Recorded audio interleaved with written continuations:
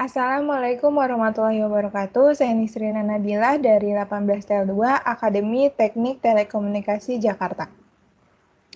Di sini saya akan mempresentasikan hasil laporan yang telah saya buat, yaitu laporan rancangan antena dan propagasi menggunakan aplikasi AWR Design Environment. Pada laporan kali ini, saya menggunakan referensi paper dari Muhammad Sentot Samsul yang berjudul Perancangan Antena Microstrip pada Frekuensi 2,3 GHz untuk aplikasi LTE dari Universitas Dharma Persada Jakarta. Pada paper tersebut, saya telah menyimpulkan beberapa cara yang harus saya ikuti langkah-langkahnya. Di sini yang pertama ini yaitu mengedit enclosure-nya, dielectric layers-nya, boundaries-nya. Lalu selain itu, yang harus diisi adalah dielectric layer dan lain-lain. Nah, pada laporan ini saya juga telah menaruh beberapa cara yang telah saya aplikasikan melalui aplikasi AWR tersebut. Saya akan menjelaskan langsung melalui aplikasi AWR-nya. Pertama yang harus dilakukan adalah membuat EM struktur yang baru. Nah, di sini adalah tampilan EM strukturnya. Setelah membuka EM struktur yang baru, lalu ada pilihan enclosure. Nah, pada enclosure ini kita isi beberapa data sesuai paper. Nah, pada enclosure ini saya mengisi 80 mm sesuai pada paper. Lalu di sini ada material depth-nya, itu saya menggunakan nama Roger RT, menggunakan ER-nya 2,2, lalu di electric layer-nya ini menggunakan 2 layer. Yang pertama udara dan yang kedua adalah Rogers RT-nya. Lalu materialnya di sini ada beberapa material. Lalu ada EM layer mapping-nya, line type-nya, parameters-nya, dan display-nya. Semua ini sudah diedit sesuai dengan paper yang saya lihat. Lalu selain harus mengedit enclosure-nya, yaitu ada project options-nya. Di sini ada frekuensinya. Frekuensi yang digunakan dimulai dari 1 GHz sampai dengan 3 GHz dengan step 0,1 GHz. Lalu replace, linear, dan di-apply. Lalu setelah di-apply akan keluar nilai seperti ini. Ini adalah beberapa frekuensi yang nanti digunakan pada grafik. Selain itu, di schematic diagram, global units, dan interpolation-nya diedit juga.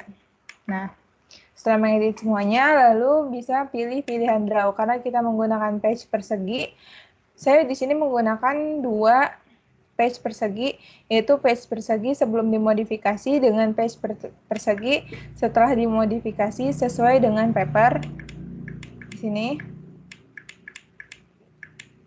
tata caranya. Nah, di sini ada page persegi sebelum dimodifikasi dan page persegi setelah dimodifikasi. Di sini ada yang setelah dimodifikasi sama sebelum dimodifikasi sesuai dengan paper.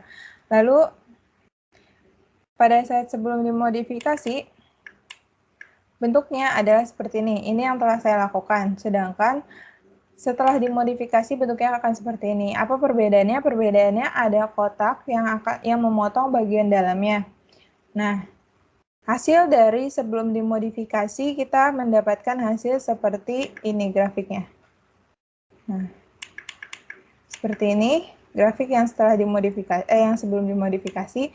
Sedangkan pada paper hasil yang sebelum dimodifikasi grafiknya didapatkan seperti ini. Nah, selanjutnya adalah hasil grafik yang setelah dimodifikasi.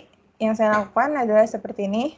Sedangkan pada paper, hasil yang telah dimodifikasi didapatkan bentuk grafik seperti ini.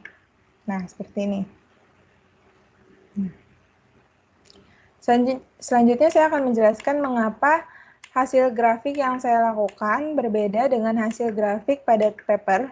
Di sini terdapat kendala pada saat saya melakukan running, terdapat kegagalan. Nah, di mana kita bisa lihat kegagalan ya? Kegagalan bisa dilihat pada bagian bawah di sini. Ini terdapat beberapa kegagalan pada frekuensi tertentu. Sehingga frekuensi-frekuensi yang gagal di running ini tidak muncul di sini, tidak muncul di grafiknya.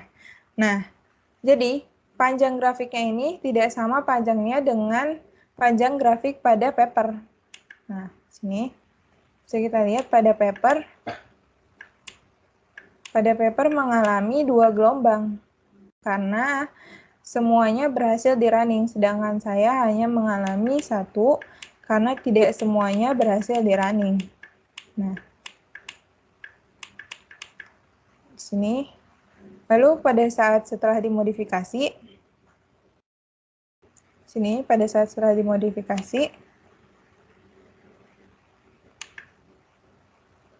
terdapat muncul garis seperti ini pada kotak dalamnya. Dan ini tidak dapat dihilangkan. Saya sudah coba untuk running, ternyata tidak dapat dihilangkan. Sedangkan pada paper tidak terdapat garis seperti ini.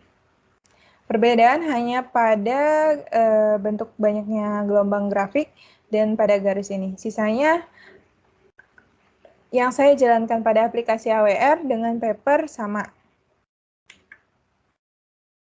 Nah, seperti ini. Di sini ada di bagian bawah laporan terdapat paper yang saya contoh. Nah, seperti ini.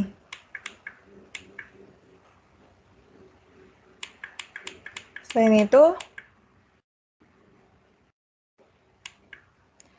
itu grafik ini tidak bisa dikatakan grafik yang cukup baik karena grafik yang cukup baik adalah grafik yang berada di atas min 10 dB. Sedangkan grafik ini berada di min 4 dB. Lalu berikut ada referensi paper yang saya ambil.